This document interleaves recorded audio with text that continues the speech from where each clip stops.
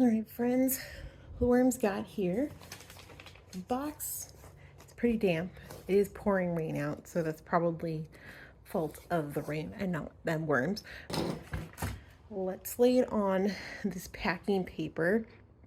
I'm sure you guys have all used something similar when you're packing or preparing things. And so I thought we'll open it up on here, make sure the worms are doing okay, they're healthy, there's no bugs, mites, whatever, and then we can just pick up this whole thing and place them in their new home. For those of you who are wondering, these worms are from Uncle Jim's worm farm for two reasons. One, that's who I had previously picked up my worms from in the past, never in this amount, because worms are kind of expensive, which leads me to number two. The reason we got Uncle Jim's is because I ordered them during their 4th of July sale. So they were a little bit cheaper for the 2 pounds. Wally, you gonna come check these out for me, buddy? Come look at these worms. They're over here. There's this in here. Okay, yeah, I checking them out. No, you can't eat it. You can't eat the worms. Moose, would you like to come smell the worms too? There you go. Yep. Thanks for not trying to eat them.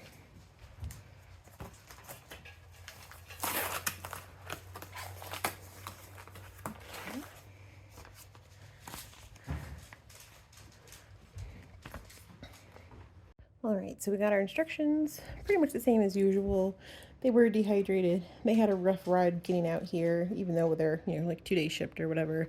So they're going to be a little dehydrated, a little small, a little scrawny.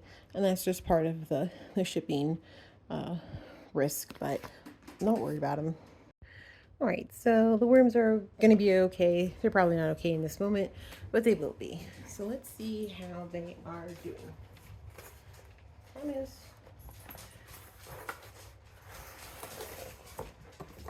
Okay, so oh yeah.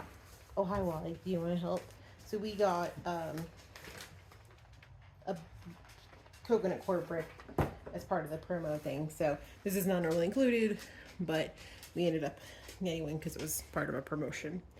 So remember, I ordered 2 pounds, which is probably, I would say, considered to be like 2,000 worms is, the average, but so let's see. We know that they're dehydrated. They lost a lot of their water en route. Honestly, pretty darn good. 1 pound, we'll just say 10 ounces. Not too shabby, especially since, a lot of that water weight, I'm sure, evaporated on its way out here. So, we know they don't like light, so we're going to be pretty quick about this. So my plan is to just dump them out on here. We're going to make sure there's no bugs, no mites or anything. And then hope for the best when we move them 10 feet over into the new worm container. And while I'm opening this, an update since the earlier part of the video, which was seconds for you guys, but a little while for me, I do have a light on order that's going to clamp onto our urban worm bag / maker pipe on wheels worm bag, so that way we can see a little bit better. So don't worry, the lighting will get better. All right, moment of truth. Wally, do you want to see the worms? All right, you gotta watch. You can't eat them, you can just watch. Yeah, no, we cannot eat them. In fact, I'm pretty sure he's consumed a few runaways in the past. I know, isn't it interesting? It smells real good. Try not to squeeze too hard in the back, because I'm sure they're in the corners and stuff. Okay. Oof. Okay. Look at that. Look at that activity, that movement. Look at this. Look at these. You guys, this is our new Wormington family. Is this great or what? Now, in theory, because they hate the light, they are going to start digging downwards into their own pile. But I don't want to make them suffer for too long.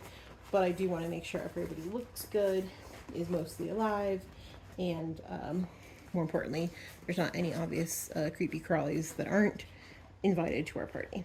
Okay, come on, little worm. I'm trying to save you here. Come on. Okay, there you go. Alright, we got some over here. Alright, I'm not going to let him stay out here too long because I don't want any of these fellas to get too crazy and too adventurous, but this is what you can expect potentially from Uncle Jim's worm farm. Should you get about 2 pounds of their red wigglers. They're not exclusively red wigglers. I'm sure there's some other stuff mixed in, but by and large, they're okay. All right, we obviously have some runners, so let's get them into their new urban worm bag. All right, so I've folded them up. And what I'm going to do is I'm going to actually, because you're not really supposed to bury them, so what I'm going to do is I'm going to put them in upside down. And what we'll do is we'll just kind of like loosely pull the paper so they can get out easy. There we go. There they go. Look at them. Look at that worm ball. I know the lighting's lousy. Thanks for being patient. Hopefully next video it'll be better with their new light. To make sure there's no worms in here mixed in, we're just going to leave this paper on here. And then we're just going to say goodnight, wormies. And, you know, wish them good luck. Let me get out of the light here so you can see. So here's hoping that they do good. You can tell that there's some egg cartons, some paper towel rolls, just stuff for them to kind of play and or hide in for now. I'm not gonna put a light on them because I think when they get sealed up in here, I don't think they're going anywhere. So we'll make it nice and cozy for them. We're not burying them. You don't want to do that. We're just covering them. And then, oh yeah, we're gonna put some tissues in. This is just on the outside area. Unfortunately, I'm going to be post-op tissue inundated for a while now, so, or more, even more than we thought. So let's cover these babies up. And this, in my semi-professional amateur opinion, you can see how full the urban worm bag is. I mean, we're pretty much at the perimeter. But that's mostly just bedding. It's sheer bedding. You know, I filled it with all sorts of stuff, layers of, you know, you saw coconut coir, shredded paper, paper towel rolls, tissues, I mean, pretty much all the things.